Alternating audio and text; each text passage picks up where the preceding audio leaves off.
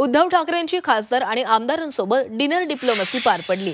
युतीचं माहिती नाही, मात्र एकट्यानं लढण्याची तयारी ठेवा असा कानमंत्री उद्धव ठाकरे यांनी दिलेला आहे। बैठकीमध्ये उद्धव ठाकरेंनी आमदार आणि खासदारांना हा कानमंत्र दिलाय। बीएमसी कडे लक्ष केंद्रित करण्याच्या सूचनाही या बैठकीमध्ये देण्यात आल्यात। मनसे युती संदर्भात स्थानिक पातळीवर चाचपणी करा असं देखील सूचना उद्धव ठाकरे यांच्याकडून देण्यात आलेल्या आहेत। तर शिवसेना उद्धव बाळासाहेब ठाकरे पक्षाची डिनर डिप्लोमसी पार पडलेली आहे। या बैठकीमध्ये उद्धव ठाकरेंनी आमदार आणि खासदारांना कानमंत्र दिलाय।